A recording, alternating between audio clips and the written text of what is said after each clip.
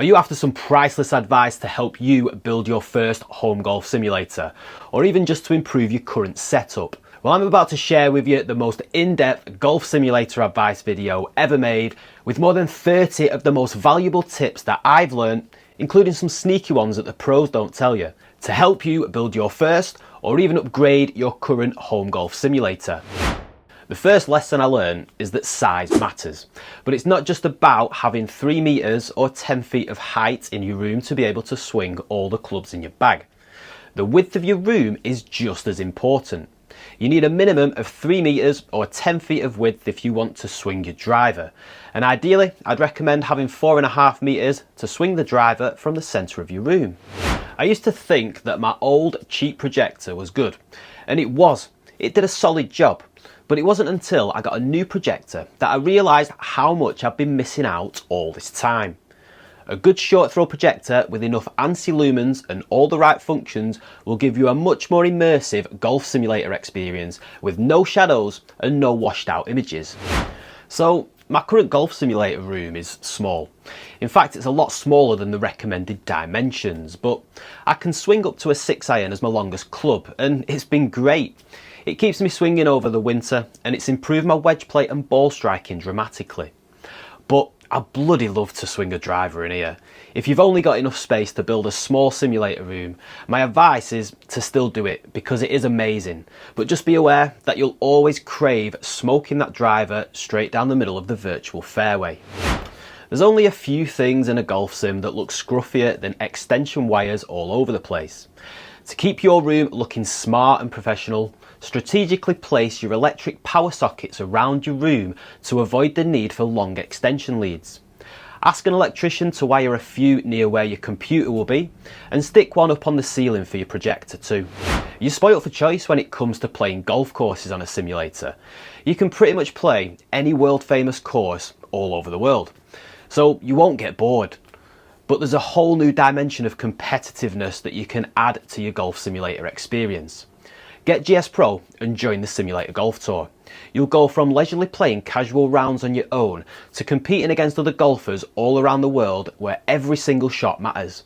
It's frustrating, but it adds pressure to your round just like real golf.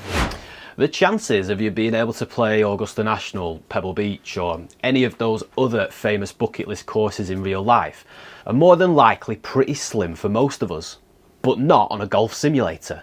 You can play almost exact recreations of these courses, and trust me, although it's not quite the real thing, it's still an amazing feeling teeing it up around Amen Corner or on the 17th at Sawgrass. But playing these virtual courses can actually become the worst golf simulator decision you've made. Before I bought the Golf Club 2019 and GS Pro, I was grinding away on the Skytrack driving range and skills assessments, getting my handicap down from 12 to 7 in the space of 12 months. If you built your home golf simulator as a training aid to help you get better at golf, then having access to these world famous courses takes away valuable time from grinding away on the driving range software. So, as amazing as they are, if you want to get better at golf, manage your time on those virtual courses, because every time I load up my sim now, I'm straight onto the courses and I forget about the driving range. Unfortunately, golf simulators are not completely realistic. They're accurate for shot shaping and dialing in your wedges and many other things. But when it comes to putting, golf simulators are renowned for not being very true to real life. In my experience, they're not too bad. You can get a decent representation of how a putt would roll out on a real green, but they don't always read accurately. But nonetheless, it takes nothing away from the experience, and let's be honest, if I'm putting in my golf simulator, I'm working more on my putting stroke than I would be if I didn't have a golf sim. The most difficult thing about building a DIY golf simulator, in my opinion, is making the finished product look professional. That neat professional look is quite difficult to fully achieve. A nice smooth screen, fancy wall and ceiling protection, and getting that tidy black finish around the edges of your screen. There's loads of DIY ways around it to save money, but the pros charge a premium for a reason, because they do it properly. Now, once you're hitting shots, you think your golf simulator room is finished. Well, it isn't. It easily becomes a never-ending project. I've upgraded my screen, the way that I hang it, my hitting mat, my PC. There's just constant upgrades in tech being released, and you'll always see somebody else's setup and think, why the hell did I not think of that? Do you really need all of that data from the launch monitor? Can you understand and interpret all that data that your launch monitor provides? I know that I can't. Most launch monitors on the market at the moment provide so much ball and club data that it can get confusing pretty quickly. Unless you're a lower handicap golfer or really into your data and you know how to interpret those numbers correctly, just keep it simple and stick to the basics. Shot direction, carry distances, maybe even spin rates.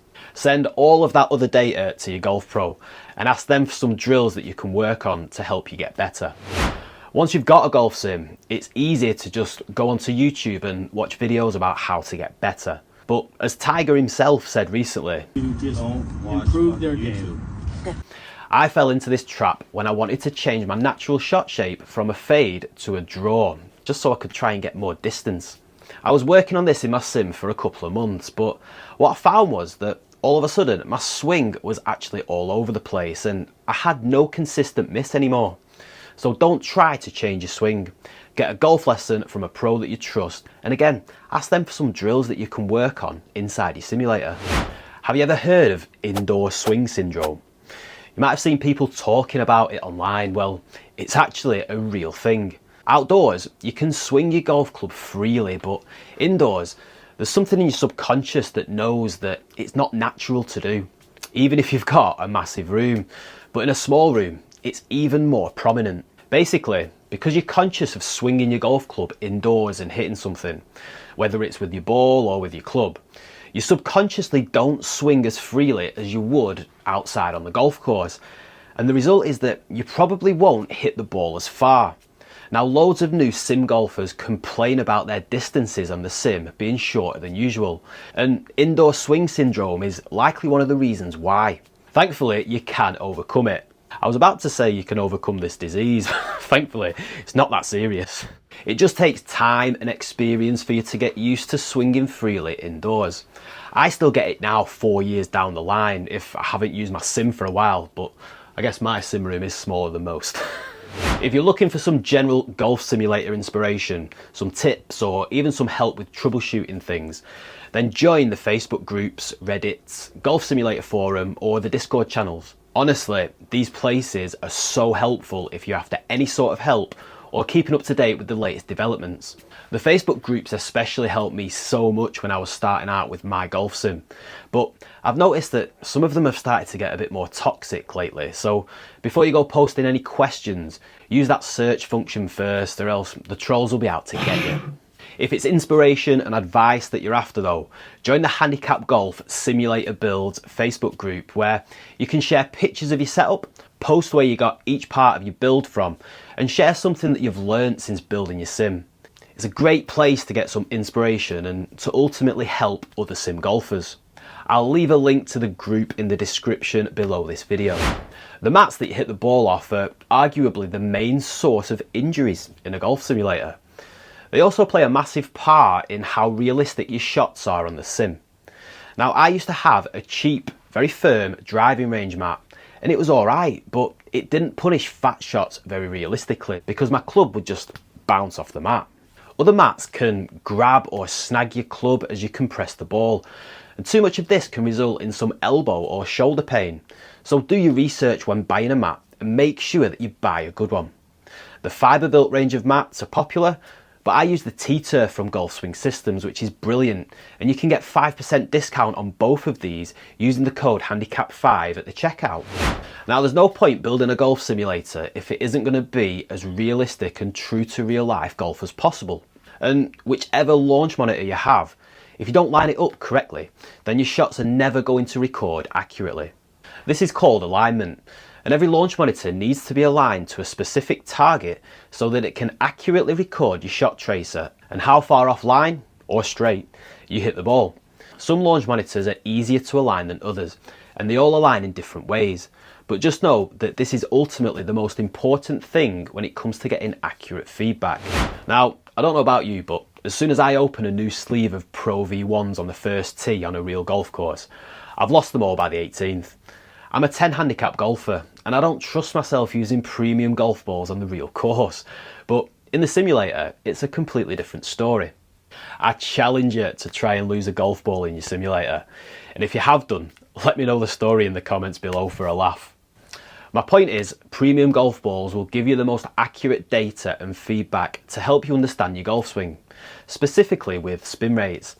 And you can freely use them in your sim without the worry of losing any of them. But just be aware that for consistency, you should use the same balls on the real course as you do in your simulator. Now, unless you fancy a golf ball flying back towards you at about 80 miles an hour, then don't build your simulator screen using that metal EMT piping. Well, you can do, but make sure you use some sort of cushioning around them to absorb any stray shots, or else they could come pinging back at you. It happened to me when I first built my sim. I got one right in the ribs, and another one nearly dented my car. Pool noodles are a common choice, but even they might not absorb the full impact of a shot. So look into some stronger foam padding. The pre-built enclosures that you get from Carl's Place and Golf Swing Systems, now they come with this lively metal piping, but as they're professionally built, they also supply all the necessary protection that you need, so you don't have to worry about any ricochets with them. The first stage of any golf simulator build is to choose which room you're building it in. Now I chose my garage, which is fully enclosed and doesn't have any windows or ventilation. Now this was a massive mistake, because after a couple of hours in here, my lungs don't feel too great from breathing in the dust and whatever else is in here. And when your sim is built, you'll be spending hours in there as well. So definitely make sure that your room has a window or at least some sort of ventilation to keep the air flowing. There's no point spending a fortune on a quality projector if the image on your impact screen is just going to get washed out and look faded. This happens when there's too much light in your room or some light shining towards your screen. At the same time, you don't want all the lights to be off, or else you won't be able to see the ball when you're hitting it. Now lighting is very important, and it's often something of an afterthought when building a DIY golf simulator. So don't get stung with this and plan for it. Some people use a pin light above their ball so the rest of the lights in the room can be turned off. Others get spotlights or adjustable downlights installed over their hitting area, but none near their impact screen. And if you're interested in recording your swing with some high-speed cameras, then be sure to get some flicker-free LED light bulbs. On the topic of swing recording, if a launch monitor sells itself saying that it can record your swing, then just check what it means first. Because if it can only record your swing from a camera that's within the launch monitor, I don't think that's much use, because the perspective of the camera isn't going to be great as it's down on the floor, and you won't get the best angle for your swing analysis. It's much better if you can use an external camera to record your swing, so you can put it at waist height, either down the line or side on, to get the most accurate perspective of your golf swing. How well do you get along with your neighbours? Because smashing your driver into an impact screen makes quite a racket, so you don't want to piss anybody off. Golf simulators can be noisy places, so it's important that you reduce the noise as much as possible. You can't do much about the sound of your driver smashing the ball at over 80 miles an hour, but even though buying a more premium impact screen might cost a fortune, they usually absorb sound very well compared to the cheaper ones. Depending on where your simulator room is too, you might want to look into some soundproofing options if you need to keep the missus happy while she's watching telly or the kids are upstairs in bed. Now, you might be thinking, what is the point in buying an expensive launch monitor when you can get cheaper ones that provide the exact same data for a fraction of the price? Well, what you're paying for when you spend more money on the launch monitor is actually its accuracy and its reliability.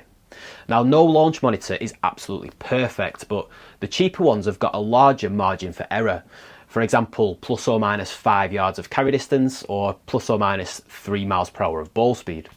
You also find that cheaper units sometimes don't record your shot for whatever reason, or they record your shot but completely misread the data. Now, the more expensive launch monitors will very rarely fail to record your shot or misread the data, so you can rely on them more for their accuracy. The top-end launch monitors like TrackMan and GC Quad also provide some data parameters that its cheaper competitors don't, but it's likely only useful for teaching pros or elite golfers. Metallic dots are pretty annoying.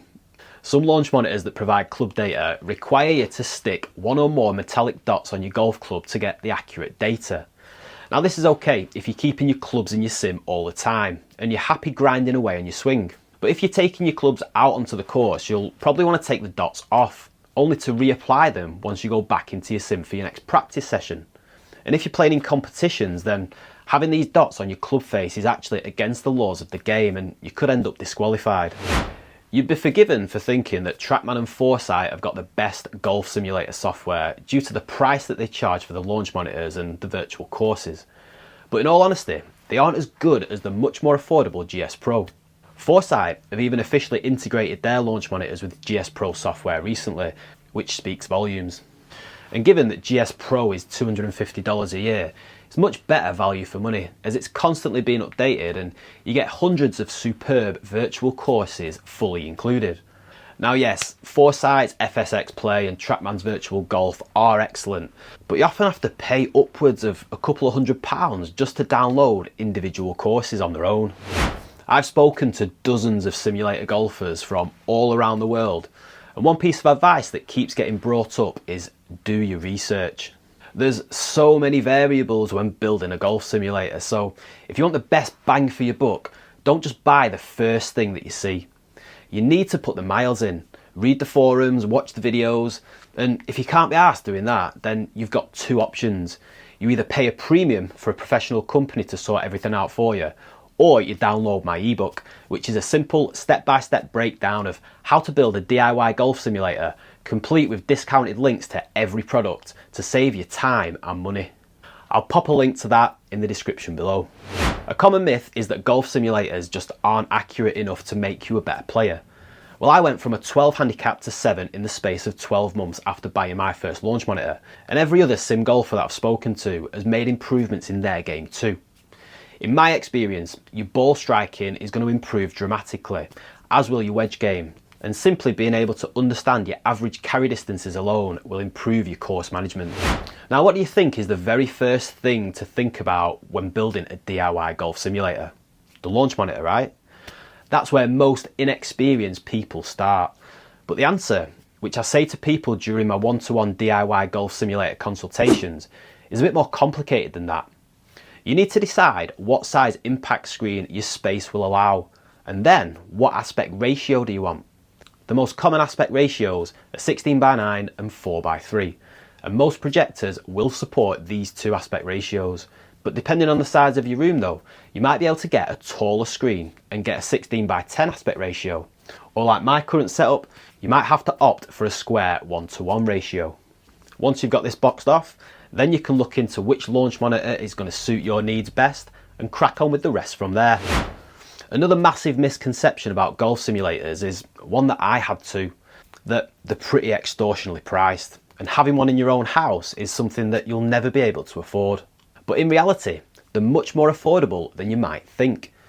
I built my full home golf simulator setup, complete with launch monitor, screen and virtual course software, for less than £3,500. And I've interviewed others who've built theirs for less than £1,000.